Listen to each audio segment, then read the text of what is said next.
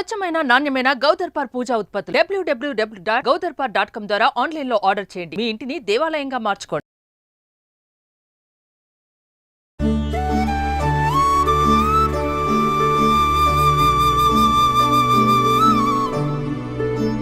Welcome to Suman TV. కొబ్బరి పాయసం చేసుకుందామండి. ఈ పండగ రోజుల్లో చేసుకోవచ్చు. మామూలుగా మనం చక్కెర పొంగల్ చేస్తాము, పాయసం మామూలు క్షీరాన్నం చేస్తాం కదా. కొబ్బరి పాలతోటి పాయసం చాలా బాగుంటుంది. అయితే దీనికి బెల్లం వాడతారు ట్రెడిషనల్గా. ఇవాళ రేపు బెల్లాలు వేస్తే పాయసం ఏంటో విరిగిపోతుంది. అందుకని నేను పంచదారతోటి చేస్తున్నాను. 2-3 సార్లు చాలా బాగా కుదిరింది. టేస్టీగా ఉంటుంది. బెల్లంతో చేస్తే ఏమవుతుందంటే కొంచెం yellowish కలర్ వస్తుంది కదా, పసుపు రంగు వస్తుంది. దీంతో కొంచెం తెల్లగా ఉంటుంది అంతే, కానీ విరిగే ప్రమాదం మాత్రం ఉండదు. ట్రై చేసి చూద్దాం. బియ్యం మనం ఒక కప్పు తీసుకుని, కప్పు బియ్యం శుభ్రంగా కడిగేసి 5-6 సార్లు కడగటం బాగా ఇది పోయేదాకా ఒక్క 10 నిమిషాలు నీళ్ళలో ఉంచి తర్వాత వడేసి పక్కకు పెట్టుకుందాం. తర్వాత 2 కొబ్బరికాయలు, మీడియం సైజ్ కాయలు అయితే 2, బాగా పెద్ద కాయ అయితే 1 చాలు. చక్కగా దాన్ని కొట్టేసి ఆ కొబ్బరి నీళ్ళే పోసి ఈ కొబ్బరి పాలు తీసి పక్కన పెట్టుకోండి. కొబ్బరి పాలు ఎలా తీయాలి? కొబ్బరి కోరటం లేదా చిన్న ముక్కలు తరగటం. మీకు ఈ రంగు తెల్లగా ఉండాలి, బాగా ప్యూర్ వైట్ ఆసక్తి ఉంటే కొబ్బరి ముక్కలకి వెనకాల ఉంటుంది కదా నల్లటి పార్ట్, అది తీసేసి కొబ్బరి ముక్కలు చిన్నవి తరిగి మిక్సీలో వేయటము. 1 గ్లాసు 2 గ్లాసులు నీళ్ళు పోసి బాగా రుబ్బి పాలు తీసేసేయచ్చు. దాన్ని ఏదైనా గుడ్డలో పోసి పిండేసేయచ్చు. లేదా మన దగ్గర ఈ వడపోసేవి ఉంటున్నాయి కదా, ఇవాళ రేపు అందరి దగ్గర ఉంటాయి పెద్దది వడపోసేవి, అందులో వేసి బాగా కుమ్మేస్తే మొత్తం నీరంతా వచ్చేస్తుంది. కొబ్బరి పాలు తీసి పక్కన పెట్టుకోండి. ముందు బియ్యం సంగతి చూద్దాం. దీంట్లోకి మామూలు పాలు కూడా పడతాయండి. ఏ కప్పుతోటి మనం బియ్యం తీసుకున్నామో ఆ కప్పుకి 2 కప్పులు పాలు పడతాయి. ఒక 3-4 కప్పుల మన కొబ్బరి పాలు కూడా, ఒక 4 కప్స్ 3 కప్స్ చాలు. 3-4 కప్పుల మధ్యలో అనుకోండి. ఏం చేద్దామంటే కొద్దిగా ఒక 1/2 కప్పు నీళ్ళు పోసి తెరలనిద్దాం. మొదట బియ్యం కొంచెం ఉడకటానికి. పాలల్లో డైరెక్ట్గా బియ్యం వేస్తే మామూలుగా మన రథసప్తం పాయసం అవి చేసుకుంటాం కదా, సూర్యనారాయణ మూర్తి ప్రసాదం ఎప్పుడు పొట్టి పాలలోనే ఉడికించాలి, వాటికి తడి అంటకూడదని ఏదో సిద్ధాంతంగా చేసుకుంటాం. కొంచెం బియ్యం బొణిగలుగా ఉంటుంది పొట్టి పాలల్లో ఉడికిస్తే. అందుకని కాస్త నీళ్ళల్లో కొంచెం ఉడకనిచ్చి అప్పుడు పాలు పోసుకుందాం. మృదువుగా వస్తుంది అన్నమాట.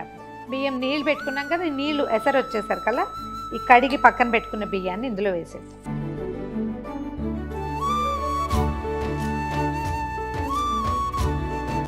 ఇత్తడి గిన్నెలో చేసుకోండి, ఇలాంటి పనులు బాగుంటాయి.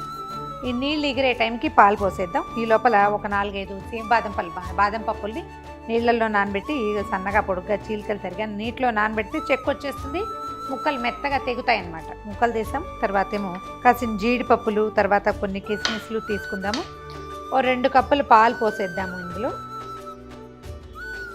ఒకసారి గరిటతో పైకి కిందకి కలిపితే పాలల్లో బియ్యం ఉడకటం మొదలెడుతుంది. పాలు ఎగిరే టైంకి మనం కొబ్బరి పాలు పెట్టుకున్నాం కదా, అవి పోసుకుందాం. కాస్త మీడియం హై ఫ్లేమ్ మీదే ఉంచండి. ఒకసారి బియ్యాన్ని కదిపేస్తే మనకి ఇవి ముద్ద కాకుండా ఉంటాయి. ఉడకనిద్దాం దీన్ని. ఈ లోపల మనం ఏం చేద్దాం అంటే జీడిపప్పులు, కిస్మిస్లు, బాదం పప్పు ముక్కలు వేయించుకోవటము. తర్వాత కొద్దిగా ఒక 4-5 కుంకుమ పువ్వు రేకల్ని కాసిన పాలల్లో వేసి పెడితే పాయసానికి కొంచెం రంగు వస్తుంది. ఎందుకంటే మనం తెల్లగా చేయబోతున్నాం కదా, పంచదార వేస్తున్నాం కాబట్టి కొద్దిగా కలర్ రావడం కోసం మనం కుంకుమ పువ్వుని నానబెట్టుకుంటాం. పాలు ఎగిరిపోయినాయి దాదాపుగా.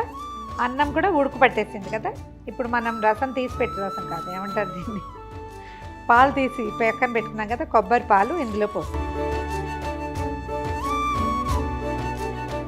కొద్దిగా రద్దు వస్తుందేమో చూసుకోండి. పాలు ఎక్కువ పడ్డాయి కదా, ఇవన్నీ ఎగరటానికి పెట్టాలండి. ఇందులో పాల చిక్కదనం ఎంత ఉంటుంది? ఒక 30% ఉంటుంది. అవన్నీ నీళ్ళే, పాలు తీస్తాం కదా. ఈ నీళ్ళు ఎగిరిపోయేదాకా కొంచెం గరిట ఇందులో వేసి పెట్టండి. హైలో పెట్టినా పర్వాలేదు, దగ్గర మాత్రం ఉండి కొంచెం కదుపుతూ ఉంటే చక్క పాలు ఎగిరిపోతాయి, అన్నం ఉడికిపోతుంది. పాలు పూర్తిగా ఎగిరిపోయినాయి, అన్నం మెత్తబడిపోయింది. ఇప్పుడు ఏం చేద్దామంటే పంచదార వేసేద్దాం.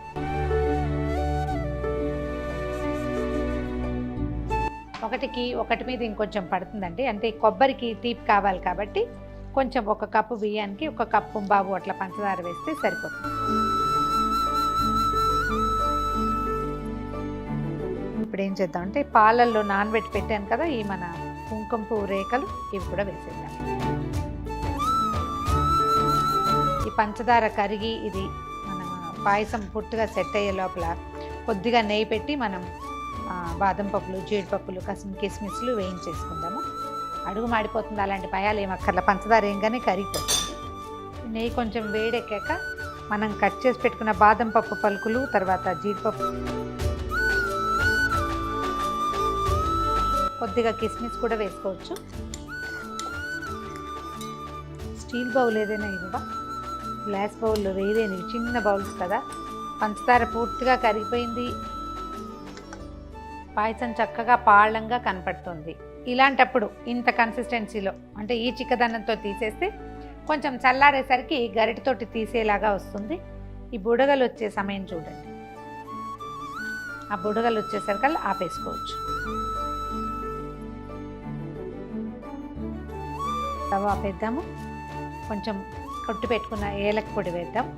ఏలక్కాయలు వేసేటప్పుడు తొక్కులు తీసేసి చక్కగా గింజల్ని మాత్రం పంచదారతో కలిపి కొట్టేస్తే చూడ్డానికి బాగుంటుందండి. నోట్లోకి మధ్యలోకి రావటము, దాన్ని గెస్ట్లు ఎవరైనా ఉమ్మేయటము అలాంటి చికాకు లేకుండా ఉంటుంది. ఒలిచి చేయటం అలవాటు చేసుకోండి.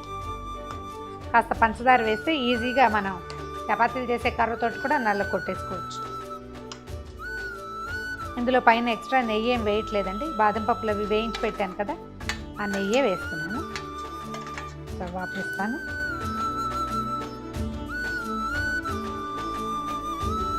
రెడీ టు సర్వ్ కొబ్బరి పాయసం. ఇది కొంచెం చల్లారనిస్తే చక్కగా సెటిల్ అయ్యి బాగా వస్తుంది.